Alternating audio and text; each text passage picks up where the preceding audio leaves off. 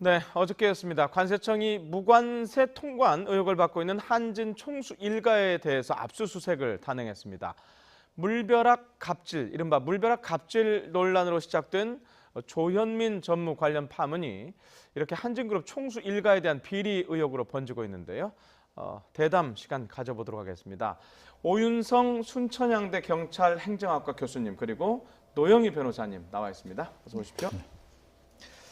자, 우선 첫 질문은 변호사님한테 드려야 될 것 같은데요. 어제 이제 자택, 사무실 등 압수수색을 했는데 어떤 혐의로 지금 압수수색을 한 거죠? 네, 물벼락 갑질 때문에 대한항공이 날벼락을 맞았습니다. 아, 그 예, 지금 얘기되고 있는 것 중에 지금 사실 또 좀 위험하게 앞으로 이제 크게 좀 문제가 될 것으로 얘기되는 것 자체가 네, 바로 그 밀수와 관련된 내용입니다. 예. 이제 밀수 그러니까는 어떻게 그 대한항공의 사주들이 밀수하냐 이런 아니 생각하는데요. 그리고 처음엔 이게 탈세 그러니까요. 얘기였는데 밀수로 발전이 됐어요. 예, 왜냐하면 관세법상 그 면세 예. 한도가 600달러잖아요, 한 명당. 예. 근데 그걸 넘어서는 것에 대해서는 전부 다 신고를 해야 됩니다. 근데 예. 우리나라 같은 경우에 신고를 하지 않고 물건을 반입하거나 예. 신고를 했어도 신고한 내용하고 다른 물건을 들여오는 경우는 다 밀수라고 우리가 보거든요. 예. 그래서 그런 경우에는 원칙적으로 원가가 5억 원 이상이면 무기징역까지도 가능합니다. 상당히 예, 무섭네요. 그리고 예. 2억 원 이상이면 3년 이상 유기징역이고요. 더 중요한 예. 건 여기는 벌금형이 없습니다.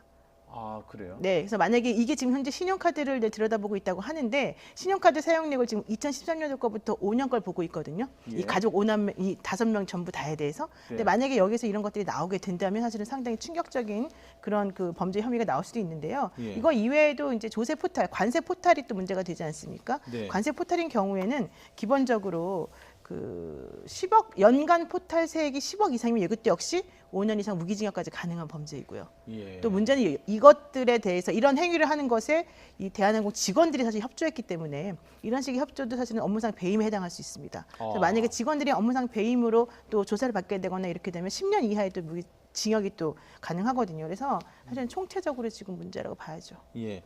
자, 교수님. 제가 검찰이 뭐 누구누구 기업 총수, 뭐 회장님 집 압수수색했다는 얘기는 들어봤어도 관세청이 압수수색했다는 얘기는 처음 듣는 것 같은데 예전에도 있었습니까 이게? 저도 처음으로 알고 있습니다. 예. 그래서 이제 지금 이미 이런 그 관련되는 내용들이 지난번에 그 조현아 그 대한항공 부사장 그 땅콩 해양 사건이 났을 때 예. 약간 이런 얘기가 나왔었어요. 아, 이미 그때 예. 전조가 있었어요. 나왔는데 당시 그 세관 당국에서는 개인정보 보호 차원에서 이걸 공개할 수 없다. 그리고 별다른 문제가 없다라고 이렇게 해가지고 그냥 크게 부각되지 않고 바로 넘어간 그런 사실이 있거든요. 네. 근데 이제 지금 이번 같은 경우는 이제 아주 구체적인 실제로 이제 그 한 5 내지 6명의 어떤 그 어전팀 직원들로 구성이 된 별동대를 운영을 했고 네. 구체적으로 어떤 식으로 예컨대 뉴욕에서 한국으로 오는 뭐 그 대한항공 편을 이용을 해가지고 어떤 식으로 이렇게 물건을 들여왔고 또 이제 승무원들이 이제 주로 이용하는 그 통로를 해서 이렇게 왔다라고 하는 얘기가 아주 나와버렸기 때문에 그것에 대해서는 이제 상당히 이 뭔가 어떤 조치를 하지 않을 수 없는 그런 상황이 된 거죠. 특히 이제 그 지금 일부에서 나오고 있는 것은 해외에서 구매를 했던 아주 고급 양주 같은 그런 경우가 그 세관원들이 연말 회식을 하는데 사용이 됐다라고 하는 그런 얘기도 이제 지금 얘기가 나오고 있고요. 그것이 이제 누구 입에서 나오느냐 하면은 실제로 그것을 옆에서 듣고 보고 했었던 그 대한항공 직원들의 어떤 그 폭로로 이어지고 있기 때문에 네. 지금 이제 이 세관 당국의 입장에서도 이것을 뭔가 압수수색을 뭐 해서 뭔가 밝히지 않으면 안 되는 그런 상황까지 왔다라고 보고요. 네. 그리고 이제 대한항공에서 뭐라고 얘기를 했냐면 이런 것들은 관례였다라고 얘기를 하고 있었거든요. 그래서 관례였다라고 한다면 이와 유사한 그 사례가 또 추가적으로 또 있지 않겠느냐라고 하는 그런 어떤 그 가정이 성립될 수 있기 때문에 사실 이 사태에 대해 가지고는 국토부라든가 세관이라든가 그동안의 감독이라든가 관리의 책임으로부터 또 이렇게 그 자유스러울 수가 없다라고 하는데요. 이번에 이제 그 관세청장이 아마 원래 그쪽에서 올라가신 분이 아니고 검찰에서 가신 분이기 때문에 조금 더 그 자유스러운 그런 입장에서 편한 입장에서 수사를 하고 있지 않느냐 이렇게 추정을 할 수 있습니다. 아, 예. 보통 공항이라는 곳이 제가 그런 비유를 하자면 작은 국가라고 해서 기관들이 국가기관들이 다 나와 있거든요. 근데 조금 전에 이제 말씀을 들어보니까요, 변호사님. 자, 이게 대한항공 직원들이 만약에 그 밀수나 관세 포탈에 관여가 안 돼 있을 수가 없네요. 지금 그렇죠. 보니까. 네. 자, 그러니까 제가 지금 드리고자 하는 질문의 요지는 이제 수사가 얼마나 어려울 건지인데, 자, 지금 관세청이 수사를 하고 있는데 또 역시 밀수나 관세 포탈에 금방 말씀하신 거 보면 세관 직원이 연루돼 있을 가능성이 높아요. 이거 수사 제대로 될까요? 네, 그래서 관세청에서 수사를 할 수 있는 여력도 안 되고 아마 의지도 없을 것이다 이런 얘기를 사실 했는데 네. 그럼에도 불구하고 지금 현재 이 관세청장이 김영문 관세청장인데 네. 이분이 사실 이제 문재인 대통령하고 민정수석실에서 같이 근무했던 사람이거든요. 2005년도에. 검사 출신이에요. 네, 검사 출신입니다. 보통은 재경부에 쪽에서 많이 가는데. 그러니까 예. 조직하고 그 조직 그 관세청이라고 하는 그 조직 사람들 간의 성격이 다르다. 그래서 오히려 이분이 이번에 재벌과 압수수색도 이 사람이 지시해서 했기 때문에 좀 다른 거 아니냐 이런 얘기 좀 하고 있긴 해요. 근데 예. 문제는 이번에 예를 들면 진에어 불법 등기 같은 경우에도 네. 그동안에 그 국토교통부에서 얘기한 것은 그 당시에는 뭐 그런 걸 확인할 규정이 없었기 때문에 못했다라고 했지만 김현미 국토교통부 장관이 뭐라고 얘기했냐면 그 규칙에 찾아보게 되면 그 뭐 사업 범위를 변경하는 등기를 할 때에는 네. 결격 사유가 있는지 없는지 확인하도록 되어 있는 규칙이 있는데 왜 이걸 확인하지 않았냐라고 하면서 이게 이제 문제가 또 불거졌거든요. 네. 그 얘기는 그 행정청의 수장이 어떤 생각을 가지고서 어떤 식으로 접근하느냐에 따라서 네. 기존의 그런 뭐 관세청이든지 뭐 어디든지 간에 이런 분들이 해명하던 방식을 다 바꿀 수가 있다는 얘기입니다. 그래서 아마도 이번에 그 김영문 관세청장 같은 경우에는 기존 조직의 일원이 아니었기 때문에 오히려 수사가 좀 가능하지 않냐라는 얘기를 좀 하고는 있습니다. 그렇지만 위에 수장 한 명이 바뀌었다고 해서 밑에 진짜 일한 사람들이 다른 건 아니기 때문에 네. 또 실제 그거를 파다 보면 본인들도 다칠 가능성이 있기 때문에 어느 정도까지 수사가 잘 될지는 사실은 조금 의문이긴 합니다. 어찌됐든 수장이 바뀌면서 분위기가 확 달라진 건 그렇습니다. 사실이네요. 예, 근데 예. 그 밑에서 앞으로 수사를 얼마나 잘할지는 예. 지켜봐야 될 것 봐야 같고요. 자, 이 수사에 지금 어떤 제보라든가 어떤 단서들을 전부 뭐 카톡방 또는 뭐 어떤 메신저 이런 걸 통해서 받고 있다는 게 무슨 얘기입니까? 그 제보라든가 이런 것들이 이제 바깥에서 이제 나오게 되면 네. 그것에 대해서 이제 그 어떤 뭐 신뢰성이 좀 떨어질 수 있는데 이건 전부 다 그 내부 대한항공 제보들이에요? 내부 제보들이고요. 아, 특히 예. 이제 갑질 불법 비리 제보방이라고 하는 그 채팅방을 오픈을 해가지고 그 이 개설을 했는데 이 3일 만에 한 700여 명 정도가 여기에서 이제 그 참여를 했다라고 합니다. 대한항공 직원들만 참여하는 건가요? 그런 이게? 거죠. 예. 외부 사람들도 일부 들어가 아니 뭐 있다는 얘기도 일부 외부 사람들도 있겠죠. 그러나 예. 대한항공과 직접적으로 어떤 그 관련 업무를 하는 사람들 한다면 사실은 이 700여 명이라고 하는 것은 적은 숫자가 아니죠. 많죠. 예, 엄청나게 많죠. 많은데 예. 저는 개인적으로 이렇게 봅니다. 실제로 이제 그동안에 참 이 그 총수 일가가 주위 사람들에게 인심을 많이 잃었구나라고 하는 것이죠. 지난번 조현아 부사장 그 땅콩 해양 사건 때만 하더라도 네. 그것이 어떻게 보면은 그 내부적으로 좀 수습을 해서 가려고 하는 그런 움직임들이 많았는데요. 아마 이번에는 그 내부에서 근무를 하시는 분들도 이런 상태로 계속 가서는 안 되겠다라고 하는 어떤 그 공감대가 굉장히 크게 형성이 된 것 같아요. 그래서 심지어는 이 코리안 에어라고 하는 이 코리안까지도 쓰지 못하게 하자라고 하는 이런 어떤 청원이라든가 네. 이런 걸 보게 된다면 사실은 이 총수 일가 때문에 거기에서 근무를 하시는 분들이 어떤 불이익을 받는다라고 하는 그런 차원에서 상당히 안타까운 그런 일인데요. 대한항공을 살리려면 앞으로 어떤 식으로 우리 내부에 있는 사람들이 결속을 해가지고 가야 되겠다라고 하는 그런 그 움직임이 있는 것 같아요. 근데 사실 지난번에 박창진 사무부장 같은 경우도 이제 그 불이익을 좀 사실 당했고요. 네. 그동안에 좀 비판이 있었던 것이 대한항공에도 이제 그 노조가 있는데 노조가 제대로 어떤 그 노조원들의 이익을 대변할 수 있는 그런 역할을 제대로 하지 못하고 거기에서 어떤 눈치만 보고 있다가 결국 이 판을 더 키운 것이 아닌가 하는 그런 비판도 있습니다. 네. 자, 변호사님. 교수님이 갑자기 얘기해서 생각난 질문이 하나 있는데요. 네. 그 대한항공 그 이른바 사명 코리안이라는 말을 빼자는 지금 국민 청원이 계속되고 있다는 거 아닙니까? 이게 만약에 뭐 20만 명이 넘는다고 하면 20만 명이 기준이죠, 청와대. 네, 청와대. 뭐 청와대가 뭐 어떤 답변을 내놓을지는 저도 잘 모르겠는데 이게 법적으로 가능한 일인가요? 네, 지금 현재 상표 등록을 아마 해놓은 걸로 알고 있는데 대한항공이라고 하는 것하고 그러니까요. 한국항공이라고 하는 걸 두 개를 다 해놨다고 지금 예. 얘기가 되고 있어서 만약에 그렇다라고 한다면 사실 이걸 뺏어올 가능성은 별로 없는 거죠. 그러니까 제가 질문 네. 그런 의미에서 근데 청원은 계속되고 있고. 그러니까 청원을 한다라고 하고 청와대에서 답변을 한다라고 하는 것은 그 청원에 대해서 어떤 식의 현재 문제가 무엇이고 앞으로 어떻게 할 수 있다 이런 정도를 말해주는 것에 불과한 것이지 네. 청와대가 무조건적으로 모든 문제를 해결해 줄 수 있는 곳은 아니기 때문에 네. 지금 현재 만약에 20만 명이 넘어서 이것에 대해서 답변을 해야 된다고 하면 국적기라고 하는 게 정확히 무엇이냐 그리고 대한항공이 어떻게 해서 대한이라고 하는 이름을 갖게 되었느냐 이런 여러 가지 설명을 하면서 그거가 관련된 것을 가능한지 안 가능한지를 판단해서 아마도 얘기를 하게 되겠습니다. 그러니까 국민 감정하고 법 감정은 다르죠. 좀 다르다는 네, 그렇습니다. 말씀이시죠.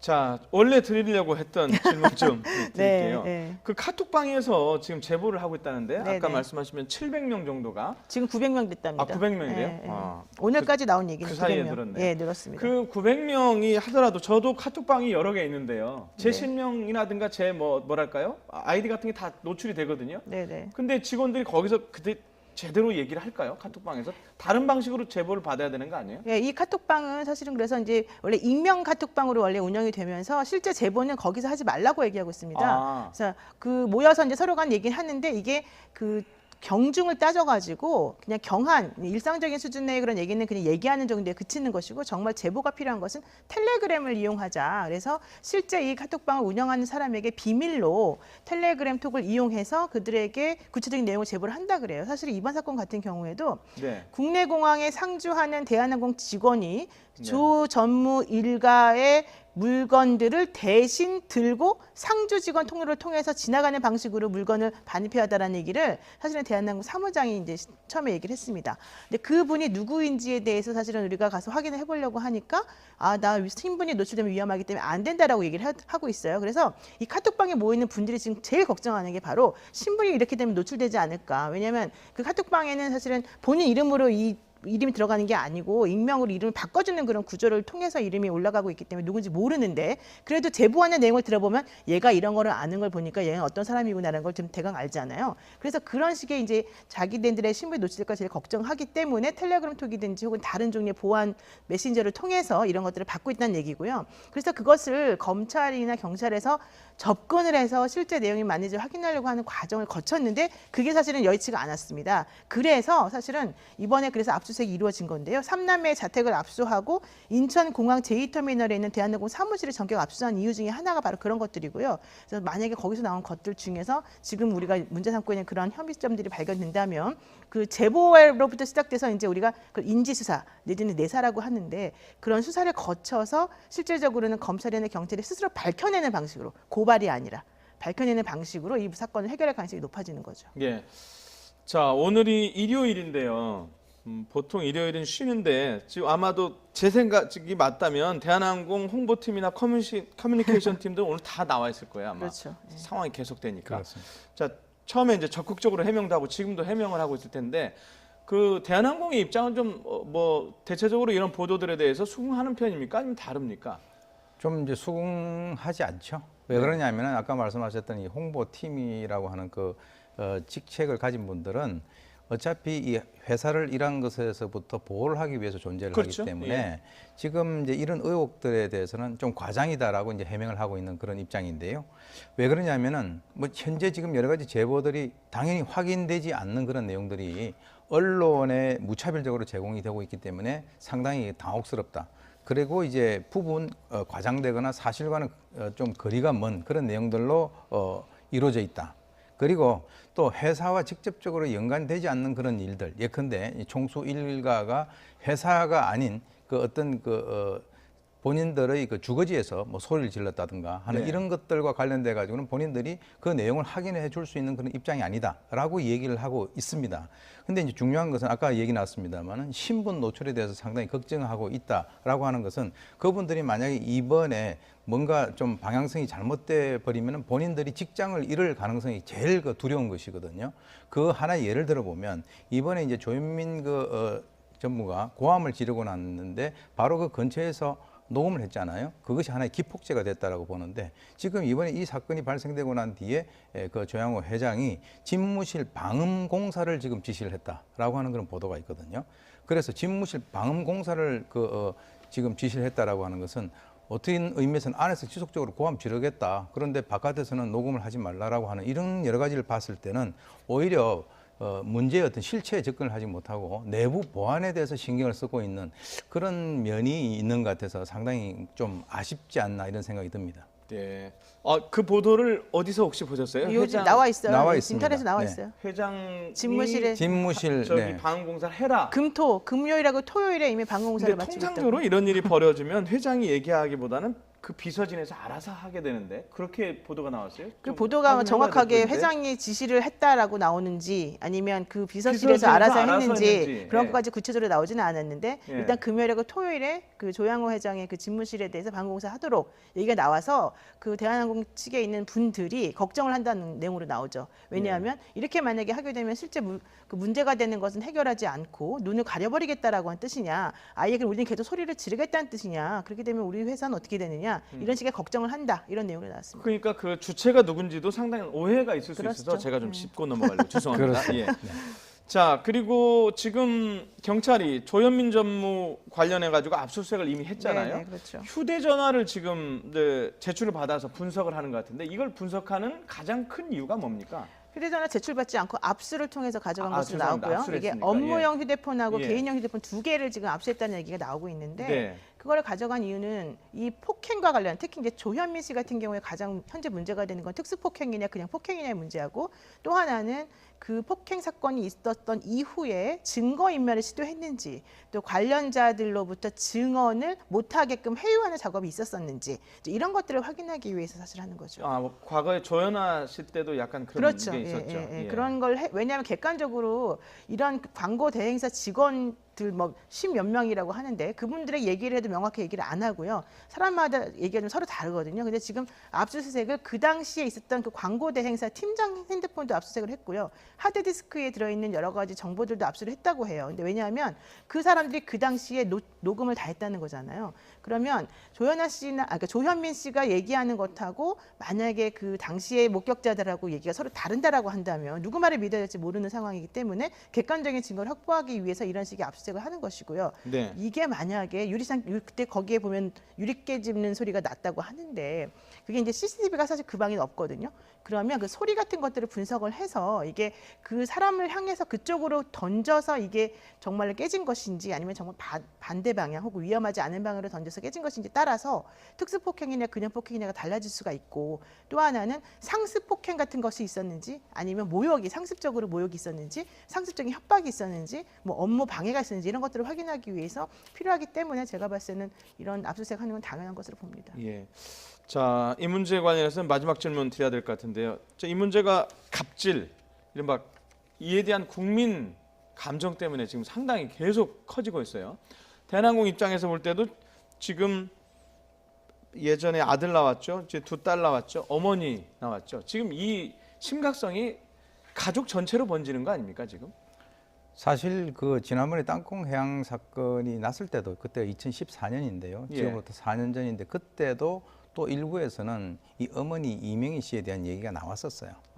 그때 이미 나왔었습니까? 그때 좀 나왔습니다. 예. 나왔는데 그때는 이제 조현아 씨와 연관된 그 직접적인 연관성이 없었기 때문에 그냥 풍문으로만 끝났는데 네. 이번에는 어떤 의미에서는 이 둘째 딸 조현민 씨의 물벼락 어떤 갑질 사건 이것 때문에 이제 어머니한테까지 불똥이 튀게 된 그런 어떤 그 결과가 나온 거죠. 목소리, 그 소리 지르는 모습이 오디오가 공개되면서 사람들이 더 충격을 받았던 왜 것 같아요. 그러냐면 우리가 네. 지금 TV 시대이긴 합니다만 옛날 라디오를 저희가 들을 때 오히려 소리를 듣는 것은 개인의 어떤 상상력을 극대화하는 데 오히려 더 효과가 있어요. 네. 그런데 지금 지난번에 이제 그 자택 그 리모델링을 하면서 그 인부들에게 뭐 여러 가지 어떤 그 고함을 지른다든지 또는 뭐 무릎을 꿇리든지 또 따개를 때리려고 했다가 피하니까 또 무릎을 때렸다 뭐 이런 여러 가지 어떤 증언들이 지속적으로 나오고 있단 말이죠. 네. 그래서 결국에는 지금 많은 분들이 생각할 때는 사실 뭐 이 방송에서 이 가정교육을 운운하는 것은 아주 적절치는 않습니다만 네. 지금 이제 이 아들 그리고 두 딸의 지금까지 여러 가지 행태 이런 것들을 보게 되면 우리가 보통 이제 결혼을 할 때 그 네. 여성을 보려 그러면 그 집 어머니를 본다 이런 얘기가 있지 않습니까? 네. 그런 의미에서는 이 어머니도 어떤 나름대로의 스트레스를 받아서 본인이 이렇게 어떤 의미에서는 분노 조절 장애 같은 그런 어떤 현상을 보이는 것도 있겠습니다만 적어도 이제 그 총수 회장의 어떤 그 부인으로서 여러 가지 어떤 그 태도 또는 뭐 어떤 조치 이런 것들은 적절치 않게 보인다라고 하는 것이죠. 네. 저희가 말씀하신 대로 방송에서 지금 집안에서의 땡땡 교육 문제까지 얘기하는 게 참 안타까운 상황인데요.